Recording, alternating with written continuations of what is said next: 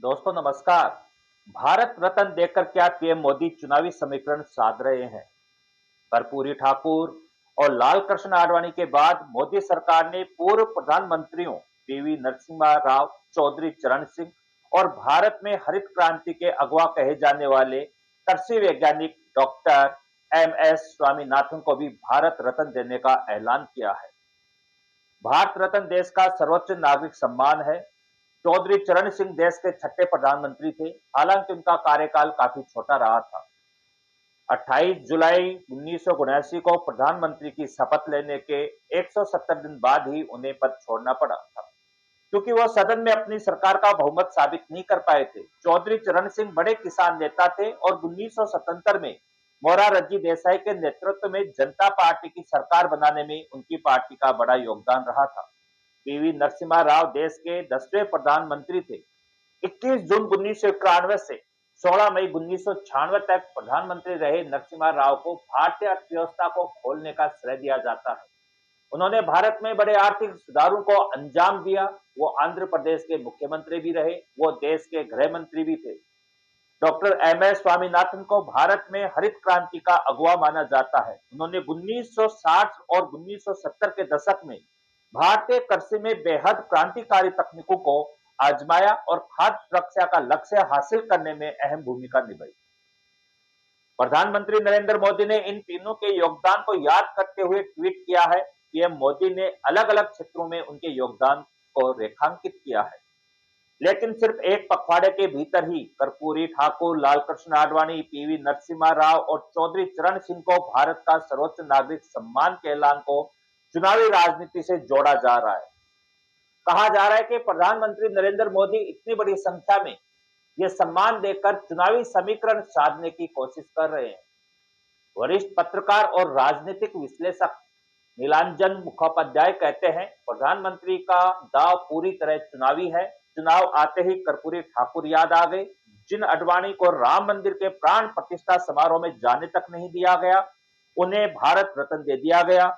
दरअसल ऐसा करके मोदी चुनाव से पहले संघ परिवार के साथ अपने मतभेदों को खत्म करना चाहते थे। नरेंद्र मोदी ने पिछले दिनों परिवारवाद पर बयान दिए और कांग्रेस को एक परिवार की पार्टी बताने की कोशिश की। विश्लेषकों का मानना है कि शायद मोदी नरसिम्हा राव के लिए भारत रत्न का ऐलान करके ये जताना चाहते हैं कि कांग्रेस सिर्फ परिवार को तवज्जो देती है। बीजेपी ये दिखाना चाहती है कि नरसिम्हा राव काबिल प्रधानमंत्री थे, लेकिन सोनिया गांधी ने उनका अपमान किया। नीलांजन मुखोपाध्याय कहते हैं, बीजेपी की ये पुरानी थ्योरी है। वो भारतीय जनता पार्टी के प्रधानमंत्रियों के बाद सबसे काबिल प्रधानमंत्री नरसिम्हा राव को मानती रही है, इसलिए बीजेपी अब उनका सम्मान कर रही है। इसके जरिए वो ये जताना चाहती है कि कांग्रेस सिर्फ परिवारवाद की वजह से जिन काबिल प्रधानमंत्री का अपमान कर रही थी, बीजेपी उनका सम्मान कर रही है।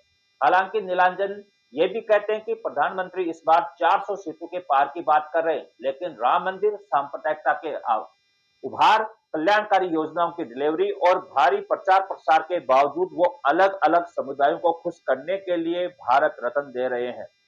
उनका मानना है कि बीजेपी अगर छोटी छोटी पार्टी से गठबंधन की कोशिश करती दिख रही है, तो यह साफ है कि उसे कहीं ना कहीं चुनाव में झटका लगने की आशंका सता रही है।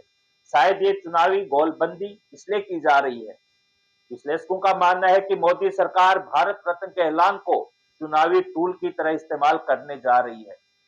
भारत रत्न देने का प्रावधान संविधान के अनुच्छेद 18(1) में है। 1954 में इस पुरस्कार की स्थापना हुई और नियमों के मुताबिक एक साल में 3 ही पुरस्कार दिए जाते हैं। लेकिन मोदी सरकार ने इस बार देश की 5 हस्तियों को भारत रत्न देने का ऐलान किया है। इससे पहले सिर्फ एक बार 1999 में 4 लोगों को यह सम्मान दिया गया था।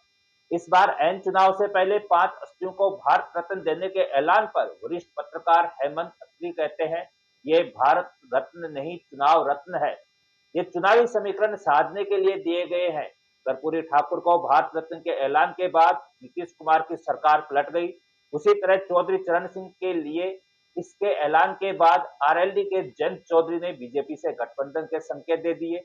हेमंत अत्री कहते हैं कि जैसे ही चौधरी चरण सिंह को भारत रत्न देने का ऐलान हुआ, उनके पौत्र और आर आरएलडी प्रमुख जयंत चौधरी ने कहा कि वो और क्या मांगे।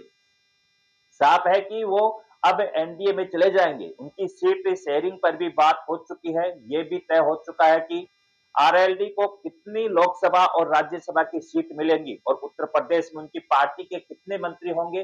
आखिर नरेंद्र मोदी ने ठीक चुनाव से पहले दिग्गज किसान नेता रहे चौधरी चरण सिंह को भारत रत्न देने का ऐलान क्यों किया?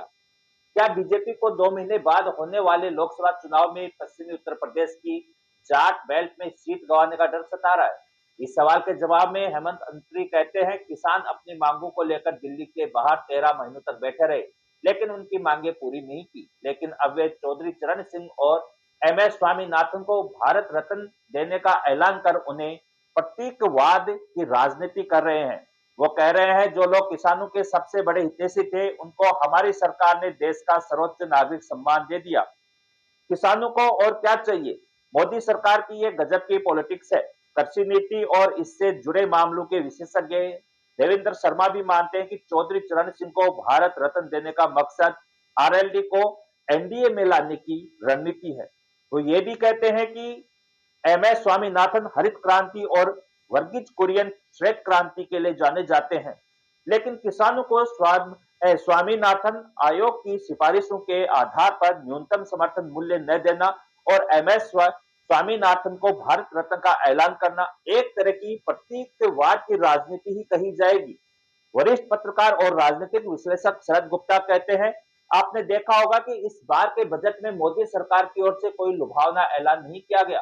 न मिडिल क्लास को टैक्स छूट दी गई और न किसान सम्मान निधि बढ़ाएगी। यानी मोदी सरकार को चुनाव में जीत का पूरा भरोसा है। फिर भी मोदी और शाह की जोड़ी जीत में नहीं, धमाकेदार जीत में विश्वास करती है।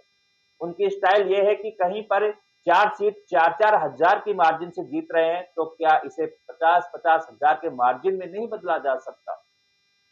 शरद गुप्ता कहते हैं कि बीजेपी धमाकेदार जीत के लिए ही रालोद से लेकर जीतन राम मांझी की हिंदुस्तान आवाम मोर्चा, सेकुलर जैसी छोटी छोटी पार्टियों से गठबंधन करती है।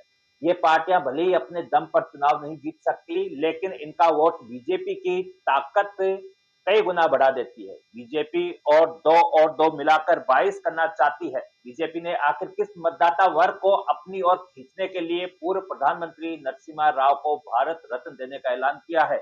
इसके पीछे उसकी मंशा क्या है? शरद गुप्ता कहते हैं कि इसके जरिए प्रधानमंत्री कांग्रेस के कथित परिवारवाद की ओर लोगों का ध्यान दिलाना चाहते हैं। वो ये याद दिलाना चाहते हैं कि जिस प्रधानमंत्री के शव को कांग्रेस कार्यालय के अंदर लाने नहीं दिया गया, बीजेपी उसका सम्मान कर रही है। यानी वो ये दिखाना चाहती है कि कांग्रेस में परिवारवाद किस कदर हावी है। कोई आश्चर्य नहीं है कि बीजेपी मनमोहन सिंह को भी भारत रत्न देने का ऐलान कर सकती है। खबर में इतना ही। चैनल पे आप नए हो तो चैनल को सब्सक्राइब जरूर कीजिएगा। नमस्कार।